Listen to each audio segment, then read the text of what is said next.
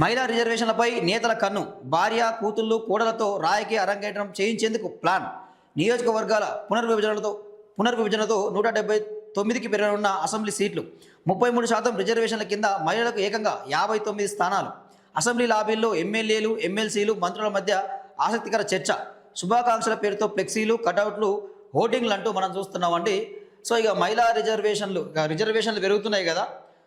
So మన దగ్గర కూడా 119 నుంచి 179 వరకు తెలంగాణలో అసెంబ్లీ సీట్లు పెరిగే ఛాన్స్ ఉంది. వాటిలో 33% రిజర్వేషన్లు అమలైతే మహిళా కోట కింద వాళ్ళకు 59 సీట్లు కేటాయించబడతాయి మహిళలకు. సో ఇక వాళ్ళందరూ కూడా ఎవరైతే ఇప్పుడు ఎమ్మెల్యేలుగా ఉన్నారో, ఎంపీలుగా ఉన్నారో, ఎమ్మెల్సీలుగా ఉన్నారో వాళ్ళందరూ కూడా వాళ్ళ భార్యలను, వాళ్ళ కూతుర్లను, లేకపోతే వాళ్ళ కోడలను మళ్ళీ నియోజకవర్గం నిలబెట్టడానికి వాళ్ళు ఇప్పటి నుంచే ప్రయత్నాలు కొనసాగిస్తూ ఉన్నారు. సో ఇక్కడ విషయం ఏంటంటే ఏదేమైనా మహిళా రిజర్వేషన్లలో మరి బీసీల కోట ఏంటంటే బీసీలకు కోట లేదు, ఏం లేదు. ఇక ఎస్సీ ఎస్టీలకు రిజర్వేషన్ ఉన్నాయి కాబట్టి వాళ్ళకి దక్కే ఛాన్స్ ఉంది మాత్రం, కానీ బీసీలకు మాత్రం దక్కే ఛాన్స్ లేదు. అక్కడ ఉమెన్స్ బిల్లులో కూడా బీసీ కోటకు ఎలాంటి కోట లేదు, స్పష్టమైపోయింది. మేము ఏమైనా మహిళా రిజర్వేషన్ కోట 33% మాత్రమే బిల్లు పాస్ చేసామని చెప్తా ఉంది.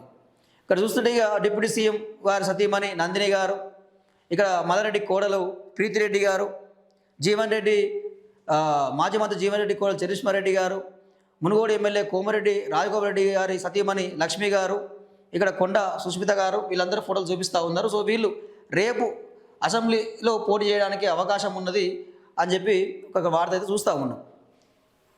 2029 అసెంబ్లీ ఎన్నికలు నియోజకవర్గాల పునర్విభజన తర్వాతే జరగడం ఖాయంగా కనిపిస్తోంది. దీంతో పాటు 33% మహిళా రిజర్వేషన్లు కూడా అమలు కానున్నట్టు తెలుస్తోంది. ఈ నేపథ్యంలో రాష్ట్ర రాజకీయాల్లో ఆసక్తికర చర్చ మొదలైంది. ముఖ్యంగా అసెంబ్లీ సమావేశాలు జరుగుతున్న సమయంలో ఏ ఇద్దరు మంత్రులు, ఎమ్మెల్యేలు, ఎమ్మెల్సీలు కలిసిన పెరగబోయే స్థానాలు, మహిళా రిజర్వేషన్ కింద దక్కబోయే సీట్లపైనే చర్చించుకుంటున్నారు. నియోజకవర్గాల పునర్విభజనతో రాష్ట్రంలో ఇప్పుడున్న 119 అసెంబ్లీ సీట్లు 179కి పెరగనున్నాయి. 33% విమెన్ రిజర్వేషన్ అమలైతే తెలంగాణలో వారికి ఏకంగా 59 సీట్లు దక్కనున్నాయి. మహిళలకు ఇంత పెద్ద సంఖ్యలో అసెంబ్లీ సీట్లు రిజర్వ్ కావడంతో పలువురు ప్రతినిధులు నేతలు తమ కుటుంబాల్లోని మహిళలకు రెండో సీటుపై ఇప్పటి నుంచే కన్నేస్తున్నారంటూ చూస్తున్నాం. సో ఇక్కడ ఒక విషయం ఏంటంటే ఇక్కడ స్పష్టంగా జరిగేది ఏంటంటే ఇక్కడ ఎవరైతే ఇప్పుడు రాజకీయ ప్రాతినిధ్యం వహిస్తున్నారో అంటే ఎమ్మెల్యేలుగా, ఎమ్మెల్సీలుగా, ఎంపీలుగా ఎవరైతే ఉన్నారో వాళ్ళకు మాత్రమే పార్టీలు టికెట్లు కేటాయిస్తాయి, మిగతా వాళ్ళకి మాత్రం కేటాయించం. బీమాలు వాళ్ళకే వస్తాయి, వాళ్ళ ఇంట్లో వాళ్ళకే వస్తాయి. ఇది అసలు ముచ్చటిగా.